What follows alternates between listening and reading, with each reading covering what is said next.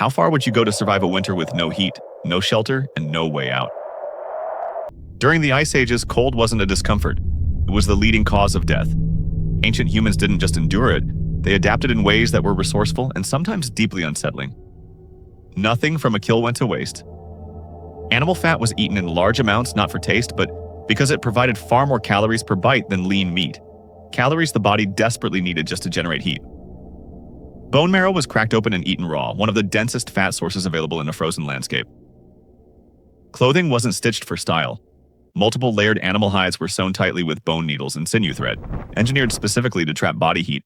A technology so effective some designs barely changed for tens of thousands of years. In the most extreme famine conditions, some Arctic societies practiced what anthropologists call senicide, elderly members voluntarily stepping away from the group during unsurvivable shortages, so scarce food could keep younger members and children alive. It wasn't cruelty. It was a devastating, calculated act of love in a world with no other option. So the next time you complain about a cold morning, be honest, could you last 1 week the way they did? Why does holding eye contact feel uncomfortable even with people you trust? Researchers studying human gaze behavior found that direct eye contact activates the same brain regions involved in detecting threat and dominance. In many primate species, staring is a challenge, not a greeting. Look too long at the wrong animal, and it reads as aggression. Humans inherited pieces of that same wiring. Your brain still processes prolonged eye contact as slightly risky, even when you're just talking to a friend about your day. That's why most people naturally break eye contact every few seconds without even noticing, glancing away, then back, in a rhythm nobody taught them. Studies using eye tracking technology found that the most comfortable conversations involve constant, subtle gaze shifting, not locked, unbroken staring. Too much eye contact actually increases discomfort, while too little feels distant or dishonest. Your brain is constantly calculating the exact right amount. So the awkwardness you feel isn't social anxiety malfunctioning. It's an ancient dominance detection system quietly running in the background of literally every conversation you have. So the next time you catch yourself looking away first, ask yourself this: was that actually awkward, or was it just your brain doing exactly what it's built to do? A song plays for 3 minutes, but it stays in your head for 3 days. Why does your brain refuse to let it go? Researcher James Calaris studies this exact phenomenon, and he calls it a cognitive itch. Your brain hears a melody, tries to process it, and gets stuck halfway through the same way your skin itches when something brushes against it wrong. The only relief is scratching it, which in this case means replaying the song over and over in your mind.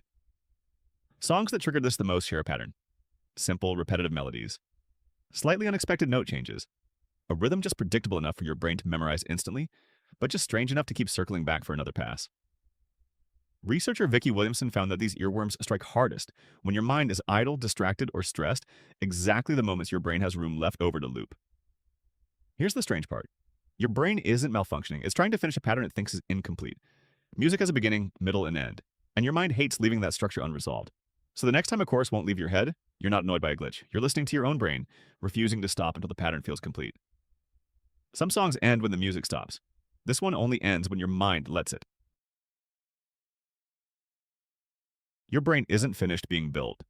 Not even close. The part in charge of decisions, impulse control, and long-term planning, called the prefrontal cortex, doesn't fully develop until around age 25. And that timing matters more than most people realize. Weed works by interacting with something called the endocannabinoid system, a network your brain uses to regulate mood, memory, and learning while it's still growing. In an adult brain, that system is mostly finished developing. In a teenage brain, it's still under construction. Researchers tracking cannabis use over time, including a well-known long-term study out of New Zealand called the Dunedin study, found that people who used cannabis heavily starting in adolescence showed measurable drops in IQ by adulthood, drops that didn't fully reverse even after they stopped using. It's not that a teenage brain reacts more emotionally to weed, it's that THC is interacting with systems that are actively wiring themselves for the first and only time. Disrupt that process early, and the effects can outlast the high by years.